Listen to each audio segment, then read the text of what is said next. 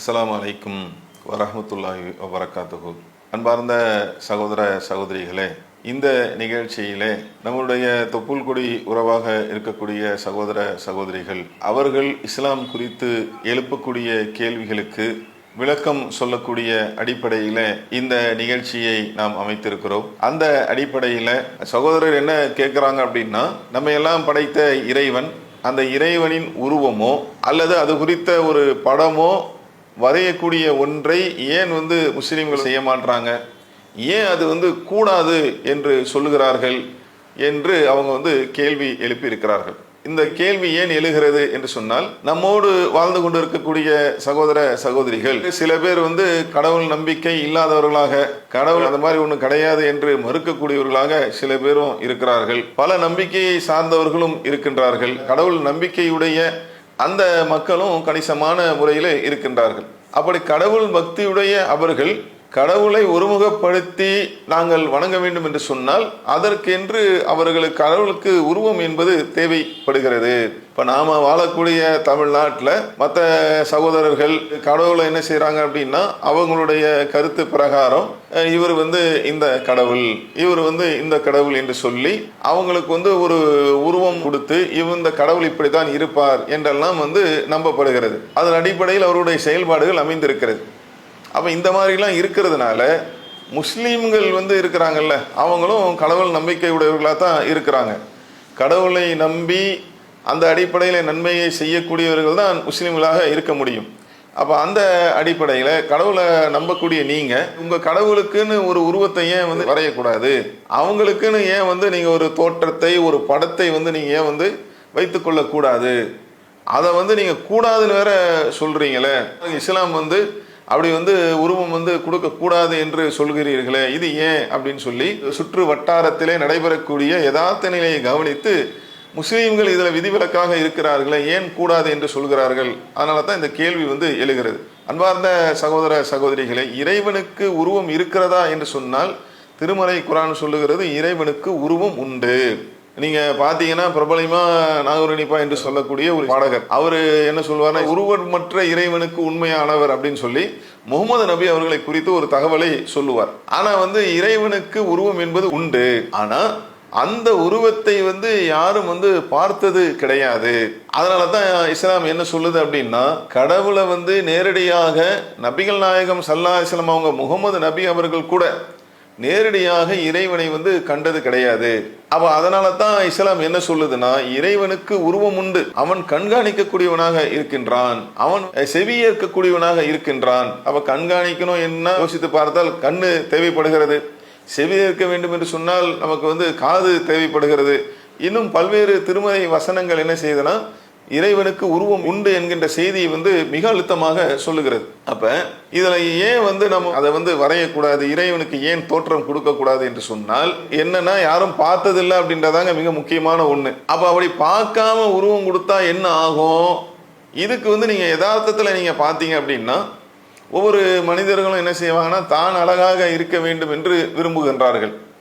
ஆனா இவர்கள் கடவுள் என்று சொல்லக்கூடிய அந்த தோற்றம் கொடுக்குறாங்கல்ல, யாரும் பார்க்கல, பார்க்காதனால என்ன நடக்குதுன்னு பார்த்தீங்கன்னா, அவங்க என்ன செய்யறாங்க, அவங்க விரும்பக்கூடிய, அவங்க நினைக்கக்கூடிய அந்த வடிவத்தில் ஒரு தோற்றத்தை கொடுக்கின்றார்கள். ஆனால் எல்லாரும் ஒரு விஷயத்தை ஒத்துக்கிறாங்க, என்னன்னா, மனிதனை போன்று இல்லாமல் ஒரு சிறப்பம்சம் இவர்கள் கொடுக்கக்கூடிய அந்த தோற்றத்திற்கு இருக்க வேண்டும் அப்படின்னு நினைக்கிறாங்க. அதனால தான் நீங்கள் பார்த்தீங்க அப்படின்னா, இவங்க நம்மளை மாதிரி கடவுள் அழகா இருக்கணும்னு கூட இல்லாமல் என்ன செஞ்சிடறாங்கன்னா, சில நேரத்தில் கடவுளுக்கு நிறைய கைகள் இருக்க வேண்டும். மனுஷனுக்கு 2 கைங்க, கடவுளுக்கு நிறைய கைகள் இருக்க வேண்டும். ஒரு வித்தியாசமா அப்படி நாக்கெல்லாம் அப்படி வெளியில தள்ளி, சில பேர் இடத்துல பார்த்தீங்கன்னா அவங்க கொடுக்குற உருவத்தில் ஆயுதங்கள்லாம் கையில கொடுத்து, என்ன அப்படின்னா அவங்க அப்பதான் மக்களை கண்காணிக்க முடியும், மக்கள் அப்பதான் பயப்படுவாங்க, அப்போதான் அவங்களுக்கு பயபக்தி வரும் என்றெல்லாம் ஒரு நடைமுறை இருப்பதை நம்ம பார்க்கிறோம். அதனால என்ன நடக்குதுன்னு பார்த்தீங்கன்னா, கடவுளை நல்லா இருக்கணும்னு நினைக்கக்கூடிய அந்த மனிதன் கூட கடவுளுக்கு இந்த மாதிரி ஒரு உருவம் கொடுக்கக்கூடிய, அதுவும் இல்லாம ஆங்காங்கே அவங்க நினைக்கக்கூடிய ஒன்றை கொடுக்கக்கூடிய ஒரு நிலையெல்லாம் இருக்கின்றது. அப்ப இதுக்கு இஸ்லாம் என்ன சொல்லுது அப்படின்னா, கடவுள் என்பவர் உண்டு, அவருக்கு உருவம் என்பது உண்டு. ஆனால் அதை யாரும் நேரடியாக கடவுளை பார்த்ததில்லை. அந்த அடிப்படையில் நீங்கள் கடவுளுக்கு உருவம் கொடுக்கக்கூடிய முயற்சியில் இறங்கக்கூடாது, கடவுளுக்கு உருவம் கற்பிக்கக்கூடாது, கொடுக்கக்கூடாது, அல்லது ஒரு படம் போன்றும் வரையக்கூடாது என்று இஸ்லாம் மிக தெளிவாக நமக்கு வழிகாட்டுகிறது. அப்போ அதனால தான் என்ன செய்யறதில்ல, முஸ்லீம்கள் இது போன்று கடவுளுக்கு உருவம் கொடுக்கக்கூடிய ஒன்றை முற்படுவதில்லை, அதுபோல வரையக்கூடிய ஒரு படமாக வரையக்கூடிய ஒன்றையும் செய்வதில்லை. இதனால என்ன நடக்குதுன்னு பார்த்தீங்கன்னாங்க, ஒரு படமாக ஆகிறதுனால, ஒரு உருவம் கொடுக்கறதுனால என்ன நடக்குதுன்னு பார்த்தீங்கன்னா, மனிதர்களாக வாழ்பவர்கள் கூட அவங்க வாழ்ந்திருக்கும் போது நல்லவராக வாழ்ந்திருப்பார், மக்களால் மதிக்கத்தக்க ஒரு பெரியவராக வாழ்ந்திருப்பார். அவரை பார்த்தீங்கன்னா கொஞ்ச நாள் கழிச்சு என்ன செய்கிறாங்க, அவர் கடவுளுடைய அந்த நிலைக்கு கொண்டு வராங்க. ஏன் மனிதன்ட்ட அந்த நிலை இருக்கிறதுனால நீங்களாம் கூட பார்க்கலாம், உங்களுக்கு எம்ஜிஆர்லாம் தெரியும், அவர்களுக்கு ரசிகர்களாக இருக்கக்கூடியவர்கள் பல பேர் என்ன செய்கிறாங்கன்னா அவரை கடவுளாக எடுக்கக்கூடிய ஒரு நிலை. இப்படி பல பேரை என்ன செய்யலாம், நம்ம உதாரணத்துக்கு பார்க்கலாம்.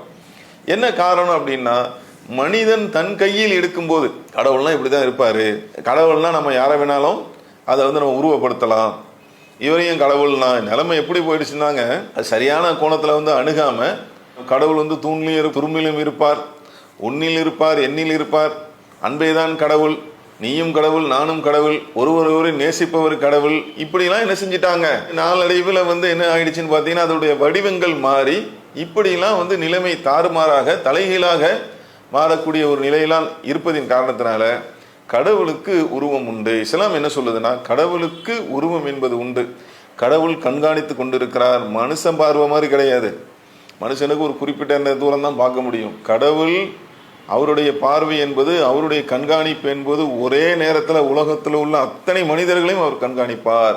மனிதர்களின் உள்ளங்களில் உள்ளதை அவர் என்ன செய்வார், அவர் கண்காணிப்பார். அவர் அதை அறியக்கூடிய ஆற்றல் பெற்றவராக இருக்கிறார். அப்போதான் மனுஷன், இப்போ இன்னைக்கு மனுஷன் கடவுளுக்கு பயப்படணும், அதனால எக்ஸ்ட்ரா கை கொடுக்கறது, எக்ஸ்ட்ரா நிறைய தலைகளை கொடுக்கறது, அவங்க கடவுள்னு சொல்லி இவங்க உருவம் கொடுக்கக்கூடிய அவங்களுக்கு நிறைய கையில் ஆயுதங்கள் கொடுக்கறது. எதுக்கு, மனிதர்கள் பயம் வரணுமா.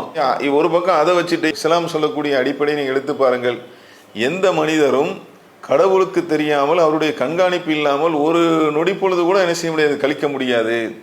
எந்த ஒரு சின்ன வேலையாக இருந்தாலும் பெரிய ஒரு வேலையாக இருந்தாலும் கடவுளுடைய பார்வை இன்றி, அவனுடைய கடவுளின் கண்காணிப்பு இன்றி அவரால் செய்ய முடியாது.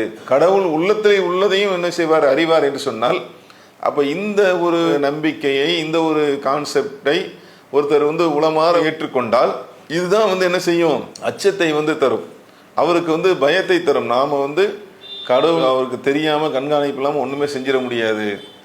ஆனா அதற்கு மாற்றமாக என்ன செய்யுது, கடவுளுக்கு உருவம் கொடுக்கக்கூடிய ஒரு வழியை நாம் திறந்து விட்டால் என்னெல்லாம் நடக்கும் என்பதற்கு இப்போ உள்ள நிறைய செய்திகள் உங்களுக்கு ஆதாரமாக இருக்கிறது.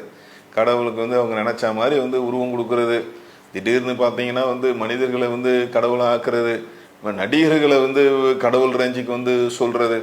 அதனால இஸ்லாம் என்ன செய்யலைன்னா, கடவுள் உண்டு, கடவுளுக்கு உருவம் என்பது உண்டு, அவர் கண்காணித்து கொண்டிருக்கிறார், செவியேற்று கொண்டிருக்கிறார், எல்லாமே கடவுள் அவரால் தான் உலகம் இயங்கி கொண்டிருக்கிறது. பல்வேறு கட்டளைகளை இந்த உலகிற்கு கடவுள் பிறப்பித்து கொண்டே இருக்கிறார். அதனால தான் உலகம் இயங்கி கொண்டிருக்கிறது. அவருக்கு நீங்க உருவம் தருவதற்கு முற்படாதீர்கள், உருவம் தராதீங்க. அப்படி தந்தீங்கன்னா என்ன ஆகும், இப்போ நடக்குது இல்லை, இந்த மாதிரி ஒரு நிலை தான் உருவாகும். எனவே கடவுளை நம்புங்கள், கடவுள் இருக்கிறார், கடவுள் கண்காணித்து கொண்டிருக்கிறார், கடவுளுக்கு உருவம் தர வேண்டியதில்லை, தேவையில்லை. அதே மாதிரி அவரை டிசைனாக படம் வரைகிறது இருக்குல்ல, அந்த மாதிரியும் நீங்கள் முஸ்லீம்கள் இஸ்லாமியர்கள் செய்ய வேண்டாம்.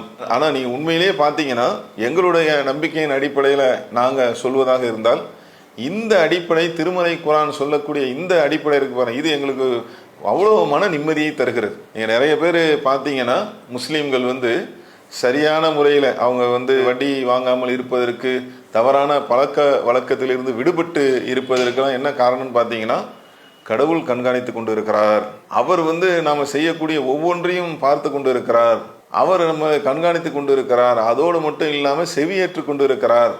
அவர் செய்யக்கூடிய நம்மளுடைய இந்த மனிதர்களுடைய இந்த செயலெல்லாம் குறித்து மறுமையில் அவர் விசாரிப்பார். ஆகவே அன்பார்ந்த சகோதர சகோதரிகளே, இதையெல்லாம் கவனத்தில் கொண்டு தான் இஸ்லாம் வந்து என்ன சொல்லுது அப்படின்னா, முஸ்லீம்களுக்கு நீங்கள் வந்து கடவுளுக்கு உருவம் தர முற்படக்கூடாது, அதை வந்து படமாக வரைவதற்கு நீங்கள் முனையக்கூடாது.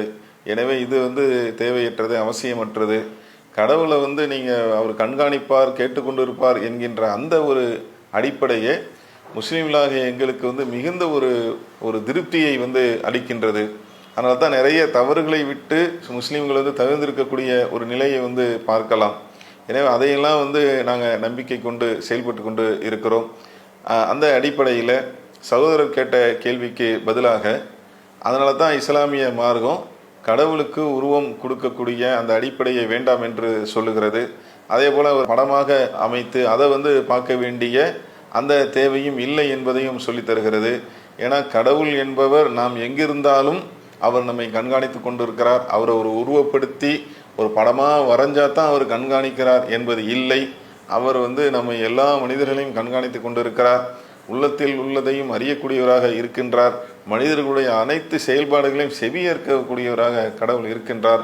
எனவே தான் இஸ்லாமிய மார்க்கம் கடவுளை உருவப்படுத்தாதீங்க, நீங்கள் வந்து படமுறைய தேவையில்லை என்பதை சொல்லியிருக்கிறது. எனவே சகோதரருடைய அந்த கேள்விக்கு இதை பதிலாக கூறிக்கொள்கிறோம். அஸ்ஸலாமு அலைக்கும் வரஹ்மத்துல்லாஹி வபரகாத்துஹு. அல்லாஹு அக்பர், அல்லாஹு அக்பர்.